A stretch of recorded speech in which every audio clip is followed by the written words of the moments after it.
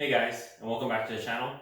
So if you've been following along, you know that I've been struggling with this idle issue and also this knocking slash clacking sound that's coming out from the D16Y8. The more I think about it, the more I think that it could be a rod knock. If it is, that's going to totally suck because all that work that I put into it is going to be started all over again. And I've wasted a ton of parts on this motor already. But if it is a rod knock, it doesn't explain the idle issue, unless it's some sort of octane issue, because this engine is completely stock. It shouldn't require any higher octane, so that doesn't make any sense to me, unless there's something wrong with the tune, but people said the P28 ECU should run this motor perfectly fine. So in order for me to diagnose more of the idle issue, I'm going to try and rule out the vacuum leak, and that's going to require a smoke test. And so I'm going to do a smoke test today, but a smoke tester actually costs from a few $100s to like $1,000 something, and I don't have that kind of money to put into a tool that I'm going to infrequently use. So instead of buying one, I'm going to make one today, and I'm going to show you guys how to make one. I can essentially just like smoke a cigarette and just blow it right into the engine and try to find a vacuum leak that way. I've seen people do it, but that's just a lot of work. But instead, we're just going to make one. It virtually cost me almost nothing. I only had to buy the epoxy glue. What we're going to be using is basically a glass jar, a soldering iron, some baby oil in soaking a rag, some tubing, and a bicycle pump. That's basically it. And maybe some silicone if we're not using the epoxy. So we're gonna build one, and after that, I'll show you guys how I'm gonna use it on finding a vacuum leak on this engine. And then after that, I'll pull up the stethoscope and we can fire up the engine and try to locate where this knocking or rod knocking is coming from. Let's get to work. So to make this smoke tester, first you're going to need a bottle of some sort, a glass bottle. I'm going to be using some tubing here, and this is for your two holes. One, I guess, the intake of air, and one is to push the air out. I'm going to be cutting the tubing with some shears. You're going to need a cheap soldering iron of some sort.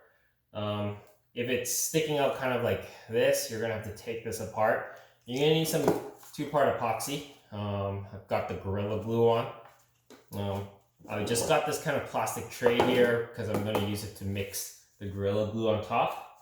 You're going to need, but optional, a punch to punch where you're going to be drilling so that you'll be centered. Some drill bits and a drill. Obviously some safety goggles because you'll be drilling. So first things first is I'm going to cut some of this tubing, which is going to make up 2 parts of it, which is the intake and the exhaust, I guess, tubes. You don't need a lot, I guess. About 1.5 inches should be enough. This tubing, I guess, let's see here, what sizing tubing is this? This is a 5/16 outside diameter tubing with a 3/16 inside diameter. So you can get this at any hardware store or yeah, basically any hardware store. I got this at Home Depot. And I had this lying around already, so I didn't really have to buy it. I was going to do the big pen trick like people are using online, but I had this tubing already, and it actually does fit perfectly in my bicycle pump, which you'll be using to pump air, which is the intake of air, to push the smoke out of the jar. So you'll basically cut about 1.5 inches to two of these.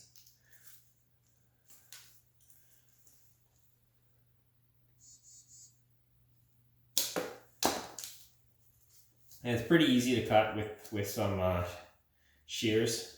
These shears are used for cutting sheet metal, so cuts plastic no problem.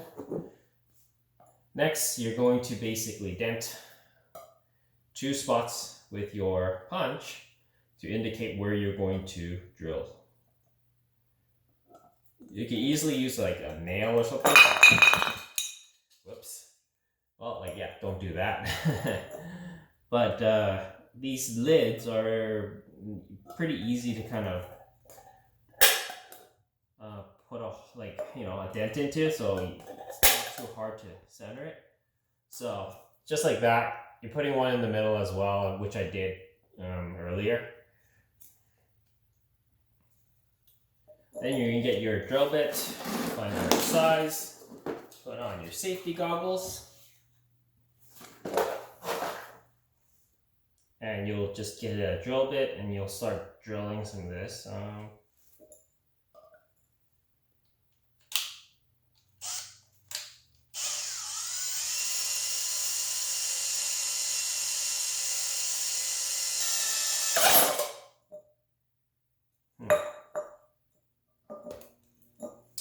And then you should check the fitment of this tube. Oh yeah, that fits pretty good. Now it's time to drill the middle section.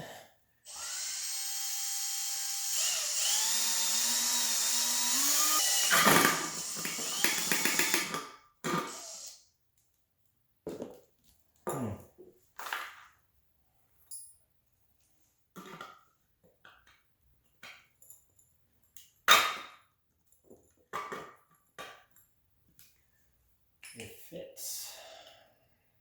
There you go. So since this soldering iron has 3 bolt holes, it needs to sit flush.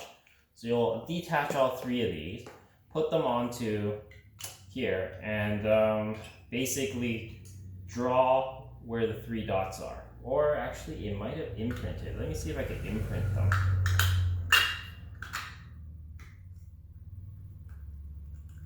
So now I'm going to drill, I guess, 3 little holes to be able to bolt this on afterwards.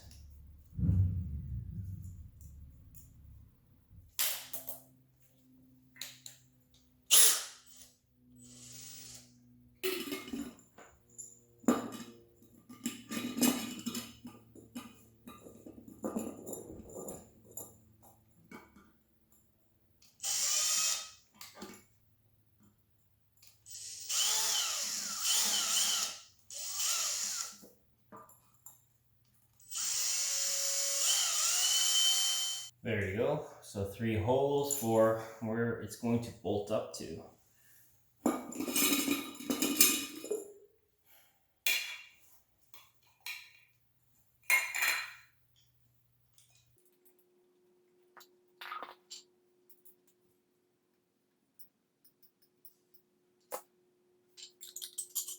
So once you're done, it's going to look like that. You're all bolted through.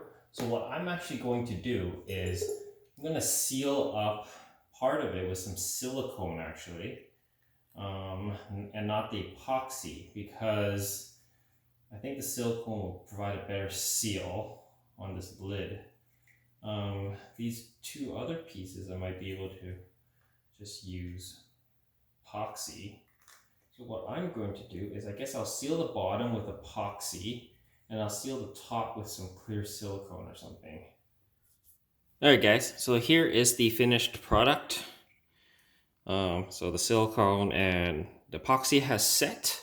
So to complete this, you just basically need like a rag or dirty sock of some sort. Stuff that in the bottom, pour it up, fill it up with baby oil. You'll probably need some tubing. I've got some 3/8 outside diameter or 1/4 inch inside diameter tubing here that I used for brake bleeding, but that's the excess that I had left. A zip tie to zip it onto one of the outlets here, and a bicycle pump. So I'm going to go ahead and completely assemble this, plug it in, and test it out to make sure that it does make smoke.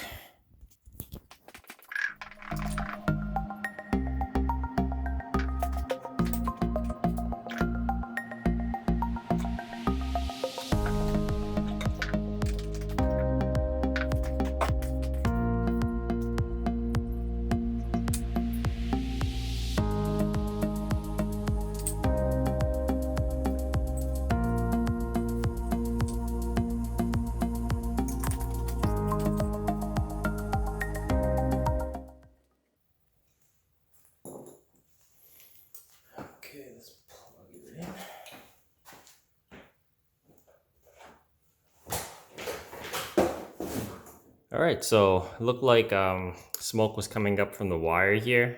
So I just duct taped this up so that smoke doesn't come up from here anymore. And if it does, very little should.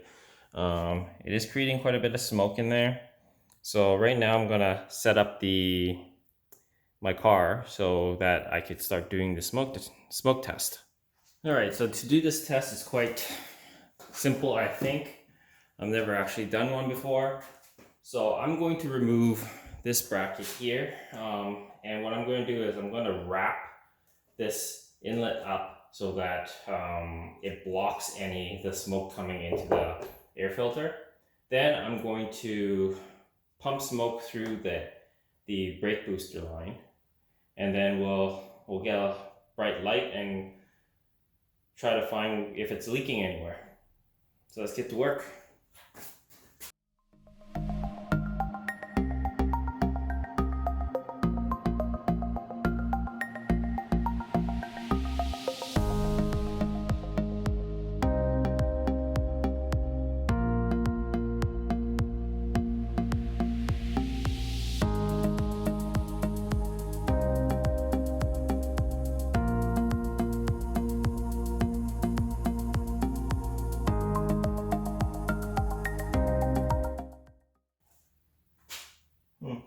So essentially I could just put a piece of saran wrap in here and it should be okay.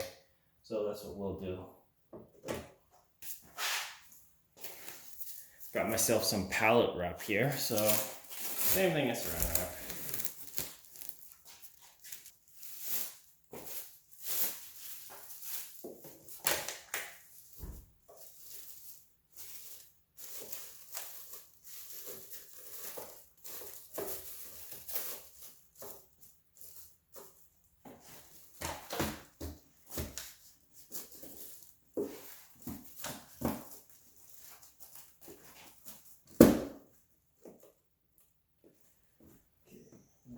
So this line over here is where we're going to hook it up to.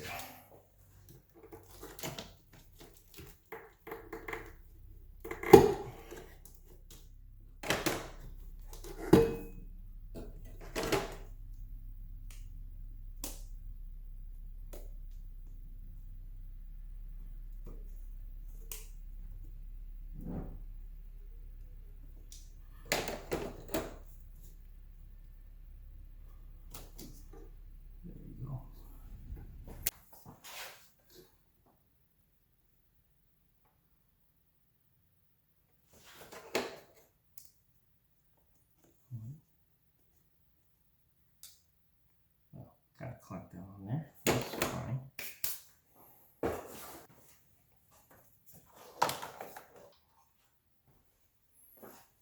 Great. Smoke is quite a lot of it now.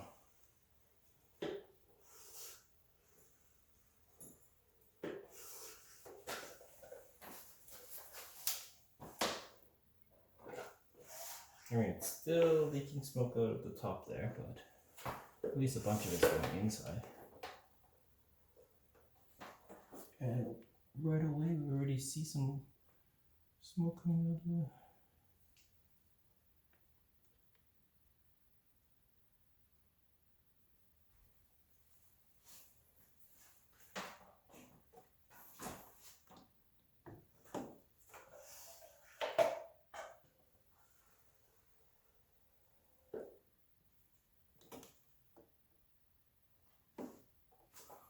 That's odd. Where's the smoke coming from?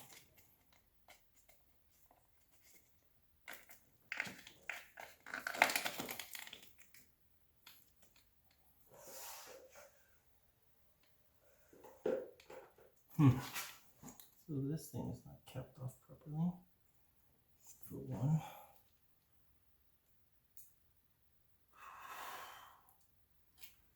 Do I see smoke anywhere else?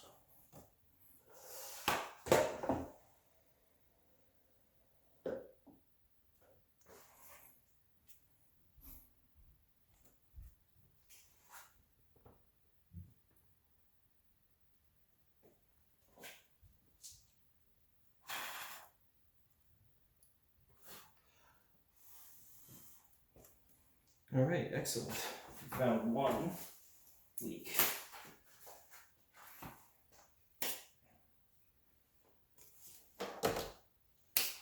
So that was just a poor job by me by using this thing to cap it off. So I guess we did have a vacuum leak this whole time.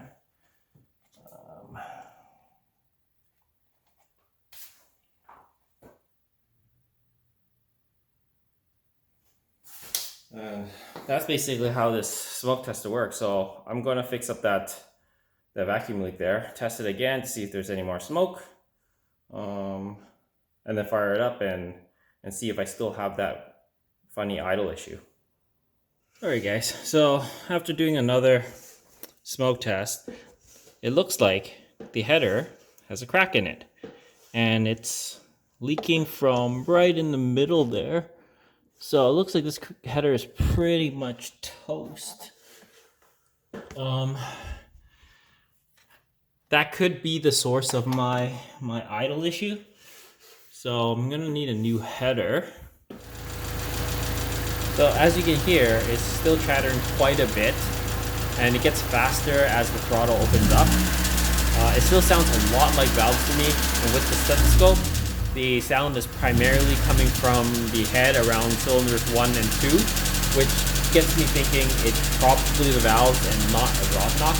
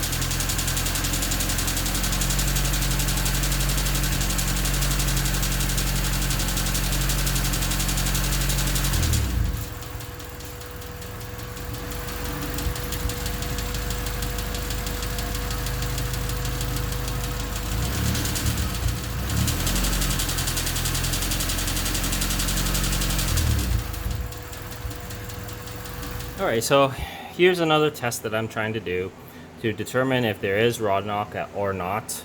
I mean, I heard sound coming from this cylinder, which is cylinder 2, and cylinder 1. It very well could be valves again, but you know, I wanted to see if it could possibly be rod knock right now. So another test to check is to bring this cylinder up to top dead center. I used basically 2 extensions, and then you rotate it and then have the cylinder the piston go down a little bit, and then once it's on its downward spiral, you would push down on the extension or long screwdriver or whatever and feel for any movement in the piston. You have to push down and just it's by feel. Right now I don't feel anything, so the rod bearings probably are fine. I'm not 100% sure.